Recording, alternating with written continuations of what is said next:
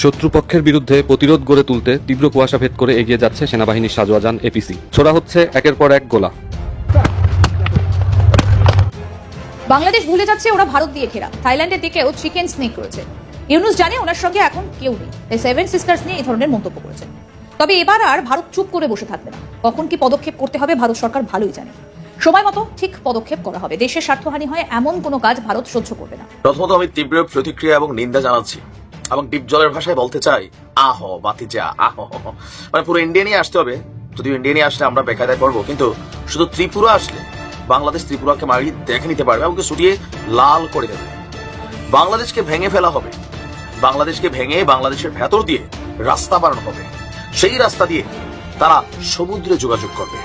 এমন অধ্যত্বপূর্ণ বক্তব্য বাংলাদেশকে নিয়ে দিয়েছে ত্রিপুরার যিনি কি বলা হয় যে নেতা আছেন, ত্রিপুরা মথা দলের প্রধান প্রদ্যোত্তর মানিক্য। আজকে একটি জরুরি বিষয় নিয়ে আপনাদের সাথে কথা বলবো। যে বিমানে করে বাংলাদেশের প্রধানমন্ত্রী জননেত্রী শেখ হাসিনা ভারতে গিয়েছিলেন, সেই বিমানে করেই সসম্মানে তিনি আবার ফিরে আসবেন।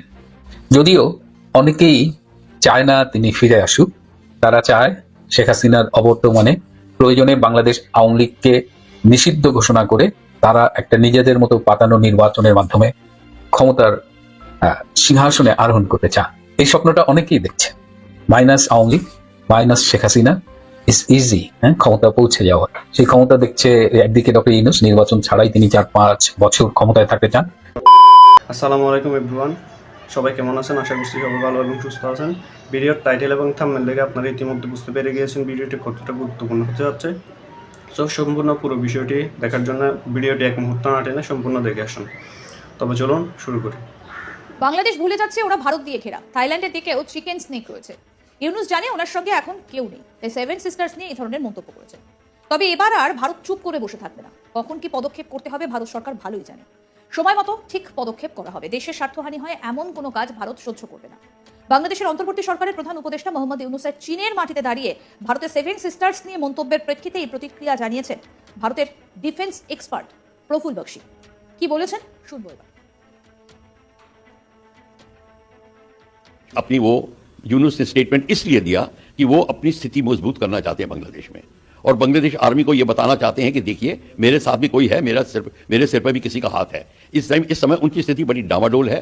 आर्मी में कूडिटा होने वाला था, जिसको कि भारत ने और अमेरिका ने मिलकर रुकवा दिया, और वो कूडिटा में जो प्रेसिडेंट आर्मी चीफ को ओवरथ्रो करना चाहते थे, जो कि शेख हसीना के भतीजे या कोई रिश्तेदार हैं, पर उससे कोई बात बनती नहीं है। क्वेश्चन ये है, अगर वो सोच रहे हैं कि सिलीगुड़ी कॉरिडोर में मिल के चाइना के साथ में वो कोई ऐसी बात करेंगे और सारी 7 स्टेट्स के वो केवल इंटरफियर करेंगे म्यांमार से और डाउन सी की साइड से, ये भी जो बात सोच रहे हैं इनकी सोच रह जाएगी। उनको ये नहीं पता कि यही एक्शन इंडिया भी ले सकता था। उनके भी तरफ चिकन स्नैक है, जो कि थाईलैंड की तरफ जो एरिया है उस तरफ से भी अगर इंडिया एक्ट करे, इंडिया का बॉर्डर उस साइड में भी है, बांग्लादेश इंडिया से घिरा हुआ है, ये बांग्लादेश भूल रहा है।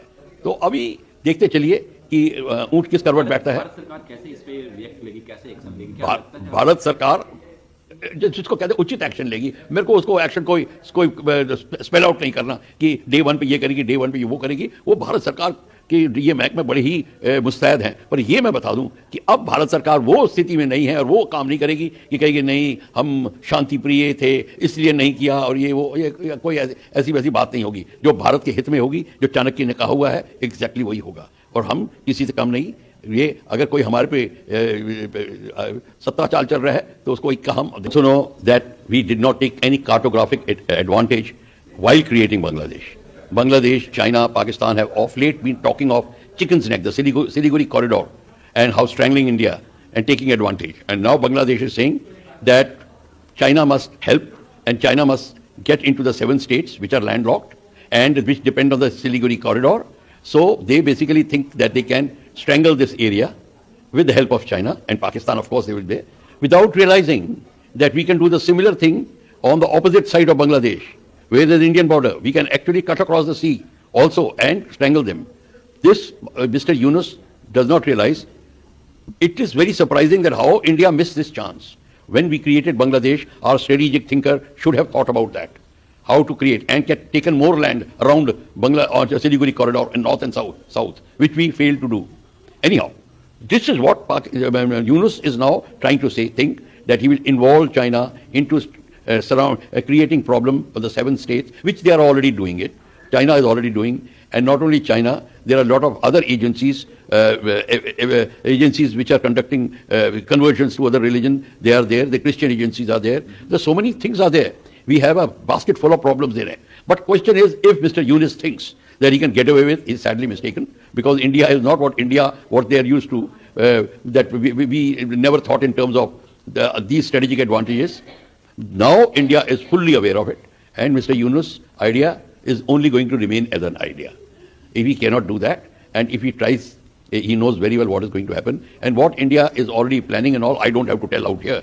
But everybody is fully aware what they think about it.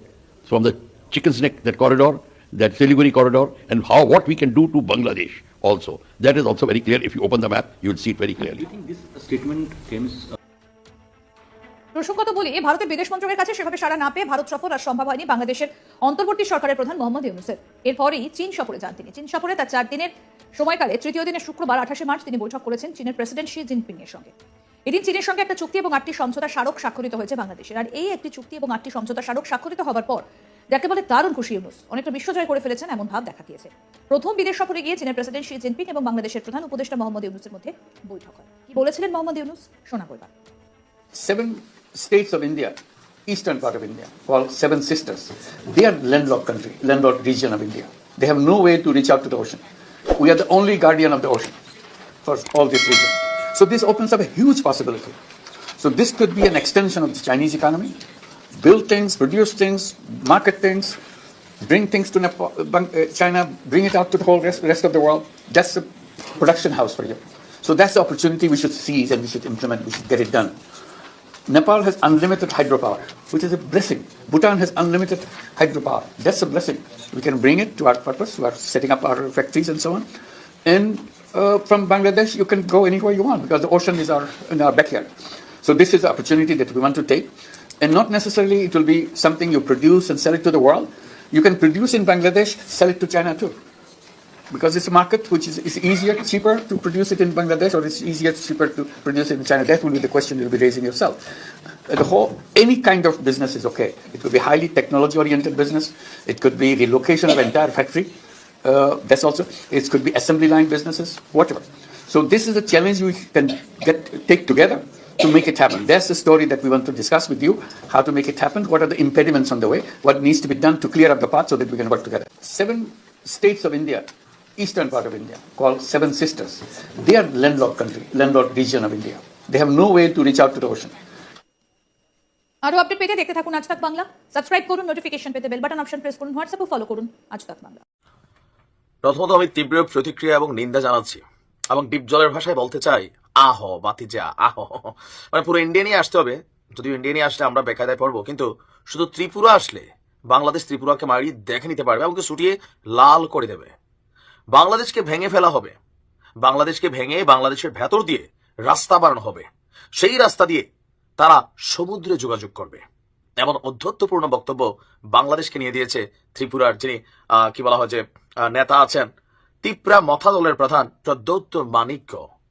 গতকালকে ডক্টর মোহাম্মদ ইউনূস 7 সিস্টার্স নিয়ে চীনে সফররত অবস্থায় একটা বক্তব্য দিয়েছিলেন। আপনাদের আমি গতকালকে ভিডিওটা দিয়েছিলাম, যারা দেখেননি দেখে নেবেন।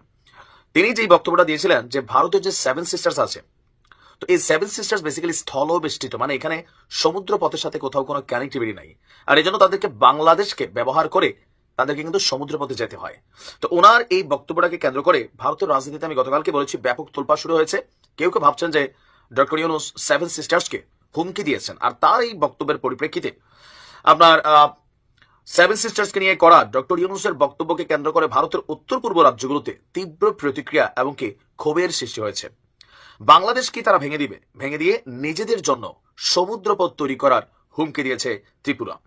এছাড়া আসামের যিনি মুখ্যমন্ত্রী আছেন হেমন্ত বিশ্ব শর্মা, তিনিও ডক্টর ইউনূসের মন্তব্যকে আপত্তিকর বলে অভিহিত করেছেন। অন্যদিকে কংগ্রেস নেতা, মানে বিজেপি না, বিজেপি তো মোদীর দল, কংগ্রেস হচ্ছে আপনার সোনিয়া গান্ধীর যে দল আছে বা মহাত্মা গান্ধীর যুগের যে দল, পবন খেরা একে উত্তর পূর্ব ভারতের জন্য বিপজ্জনক বলে মন্তব্য করেছেন। আসামের মুখ্যমন্ত্রী হেমন্ত বিশ্ব শর্মা বলছেন, বাংলাদেশের অন্তর্বর্তী সরকার প্রধানের এই মন্তব্য খুবই আপত্তিকর এবং নিন্দনীয়। এটি ভারতের কৌশলগত চিকেন স্ন্যাক, এই যে স্টেটগুলো আছে এগুলোর যে করিডোর, সেই করিডোরের দুর্বলতা নিয়ে প্রচলিত বর্ণনাকে পুনরায় উস্কে দেওয়ার সামিল। ভারতের মধ্যে এমন কিছু শক্তি অতীতেও ছিল যা এই সংকীর্ণ ভূখণ্ডকে বিচ্ছিন্ন করার পরামর্শ দিয়েছে, যা উত্তর পূর্বকে মূল ভূখণ্ড থেকে বিচ্ছিন্ন করে ফেলতে পারে।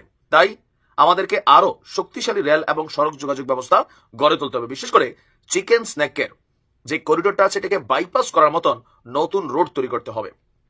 অপরদিকে ত্রিপুরার যিনি আছেন নেতা, তিপ্রা মথা দলের নেতা, তার বক্তব্য ভারতকে এখনোই সমুদ্রপথে নিজস্ব সংযোগ তৈরি করতে হবে এবং বাংলাদেশ নির্ভরতা কমাতে হবে। 1947 সালে ভারতীয় ইউনিয়নের সঙ্গে যুক্ত হওয়ার ইচ্ছা থাকলেও চট্টগ্রাম বন্দর এখন এটা বাংলাদেশের অধীনে।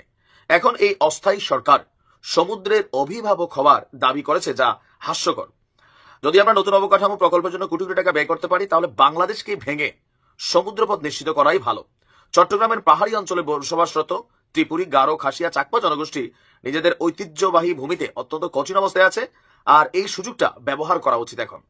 অবদিকে কংগ্রেস নেতা বলছে, বাংলাদেশ চীনকে আমন্ত্রণ জানিয়ে ভারতের বিরুদ্ধে একটি অবরোধ তৈরি করতে চাইছে। আমাদের পররাষ্ট্র নীতি এতটাই দুর্বল যে যার জন্মের জন্য আমরা অবদান রাখলাম সেই দেশই এখন আমাদেরকে ঘিরে ফেলার চেষ্টা করছে।